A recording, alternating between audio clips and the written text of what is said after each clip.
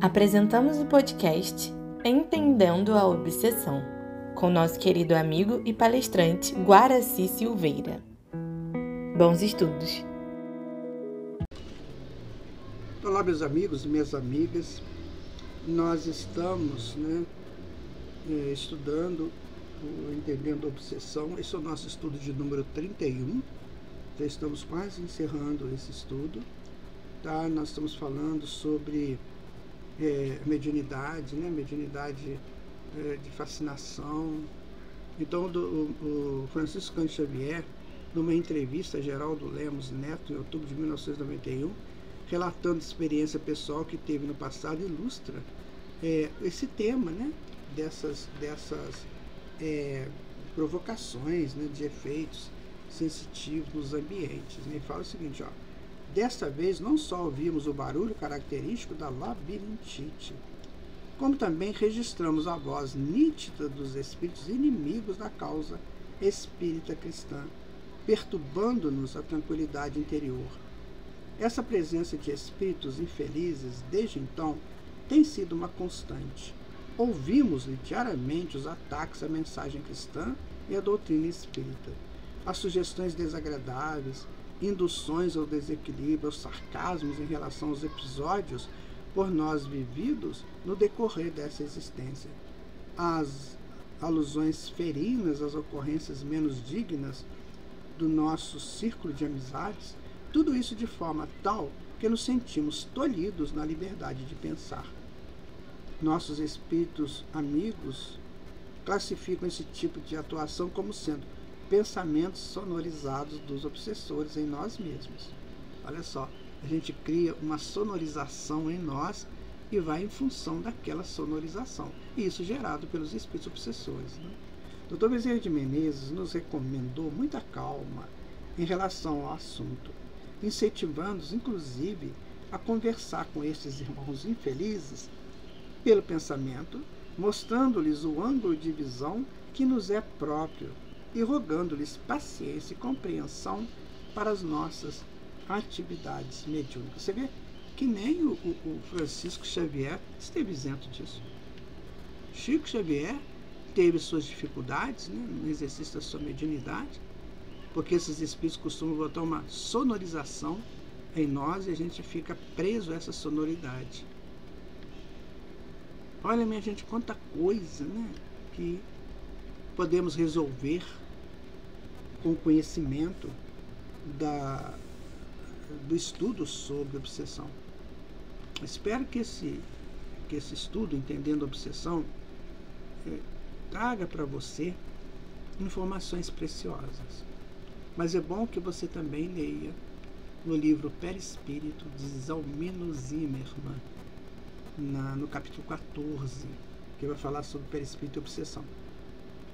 Você vai ter muitas formas de você fazer suas avaliações e suas conclusões. Bom, fascinação, O tipo mais grave de obsessão é a fascinação.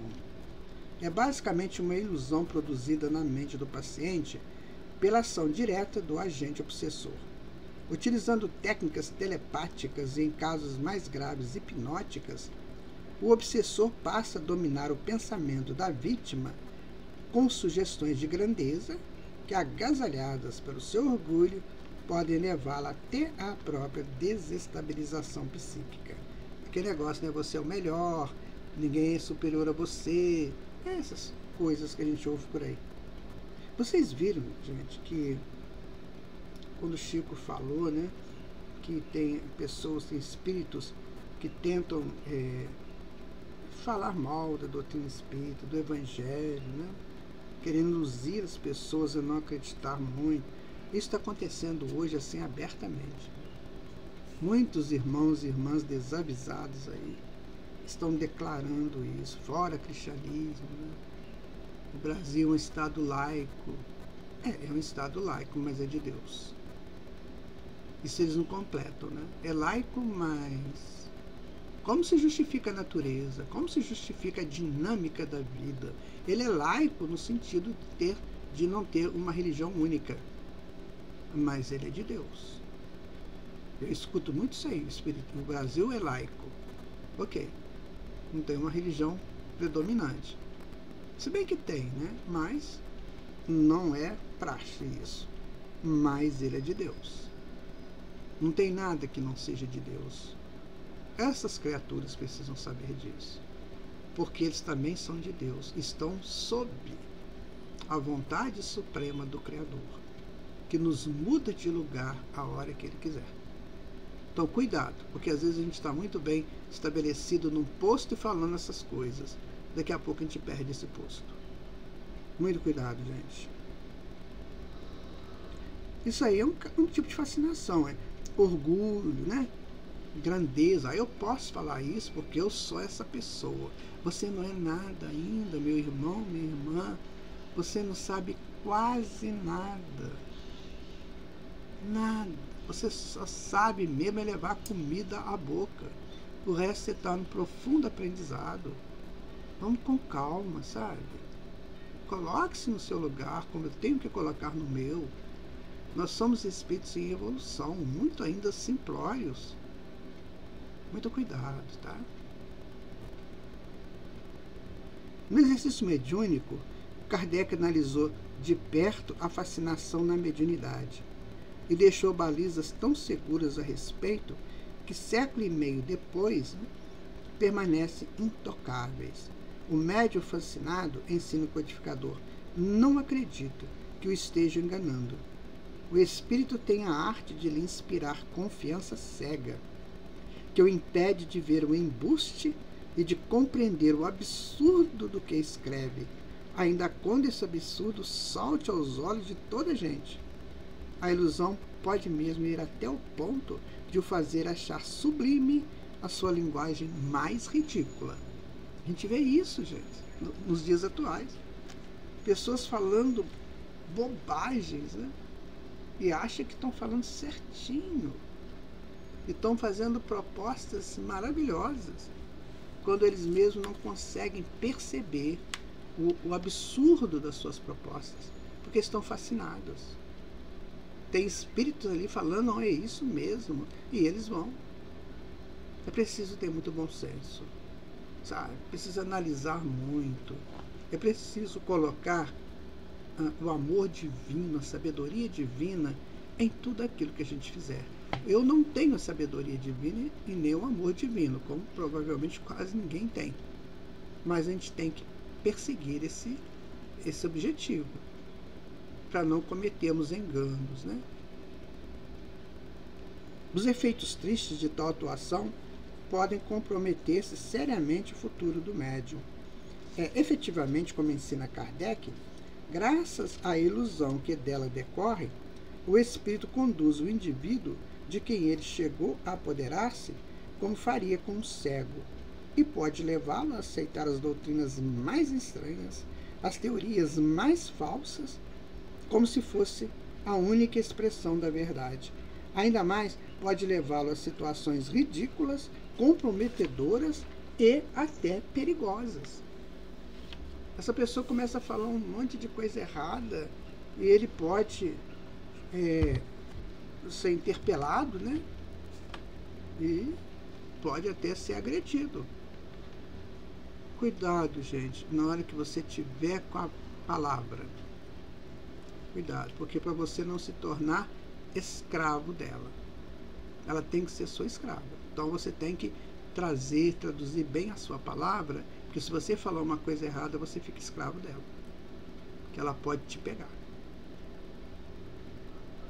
Então cuidado com o que você aceita. Cuidado com essas pessoas que vestem terno e gravata, ou aqueles costumes magníficos que se maqueiam, sabe? Que se apresentam assim como uma força, né? Entre aspas, deletéria, que só impressionam pelo físico, mas pela alma não. Coitados, coitadas. Para atingir seu objetivo, elucida ainda Kardec, o obsessor usa a máscara da virtude para fazer-se acolhido. Os grandes termos caridade, humildade, amor de Deus lhe servem como de carta de crédito.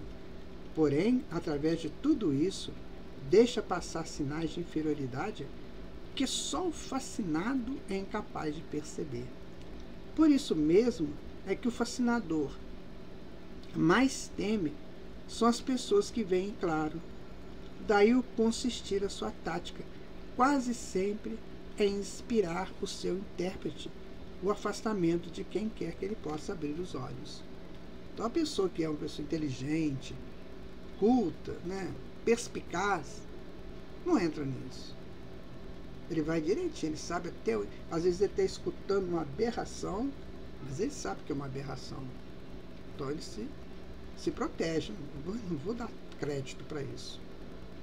Agora, quando não se tem uma vontade de se instruir, né, de aprender, de analisar, como ele fala aqui, somente são pessoas que veem claro, ou seja, a gente tem que tirar essas sombras da mente, que Jung fala, né?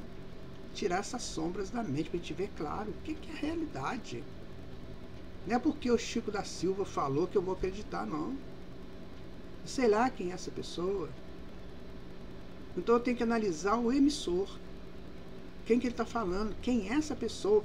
Qual o bem que ele realiza para a humanidade ou para quem estiver perto dele? Se ele não realizar um bem, ele para mim é suspeito de estar falando coisa errada. E fora do exercício mediúnico, a fascinação acontece também e seguidamente fora da prática mediúnica, desde que presente a sintonia derivada da afinidade. Então a pessoa fica sintonizada com esses processos obsessivos, com espíritos atrasados. E aí a coisa complica, né? Agentes obsessores, apoiados na vaidade da vítima, insuflam-lhe pensamentos de pseudo-sabedoria ou falso poder, levando-a também a situações perigosamente ridículas. Esse tipo de obsessão, aliás, envolve pessoas de todos os graus de cultura. Fora erro acreditar que este gênero de obsessão só estão sujeitas a pessoas simples, ignorantes e baldas de senso, salienta Kardec, referindo-se à fascinação na mediunidade, em lição que também aqui se aplica. Dela não se acham isentos nem os homens de mais espírito, os mais instruídos e os mais inteligentes, sob outros aspectos, o que prova que tal aberração é efeito de uma causa estranha, cuja influência ele sofre, diz Kardec. O que é uma obsessão nocotípica? Esse tipo de obsessão manifesta-se durante o estado de sono, quando ganha representação onírica, com maior ou menor lembrança, pode até, de acordo com a frequência, causar sérios padecimentos emocionais e físicos, né? Quase sempre, porém, não chega a ocorrer um registro onírico com intensidade suficiente para ser lembrado, embora se manifestem depois os seus efeitos deletérios. A obsessão noctípica resulta muitas vezes das ligações do paciente com seus afins, ainda mergulhados nos desequilíbrios morais e sexuais, ou da perseguição de inimigos espirituais, vítimas do paciente no pretérito ou mesmo na vida atual, como ocorre, por exemplo, no caso de aborto. Então a pessoa faz um aborto e o espírito abortado vai persegui-lo, aproveitando às vezes o sono dele ou dela, né? E gera um processo de perseguição. Ou pode ser também um inimigo, né? Por exemplo, a pessoa fez um grande mal para uma outra pessoa que desencarnou. Ela levou essa vingança com ela. E pode ser que à noite ela encontre esse espírito que ainda está encarnado e faça um processo, né, de obsessão neste espírito. Olha, minha gente, é muito complexo, sabe? Tudo isso. Nós temos que estar muito atentos, né, para não nos perdermos em evasivas. É o que a gente tem que pensar. A informação está toda aí na nossa mão. Basta a gente querer entender. bom? Vamos continuar no nosso próximo estudo. Fique com Deus. Muita paz para você, muito entendimento, muita busca de conhecimento, porque assim a gente vai evitar muitos problemas. Tchau!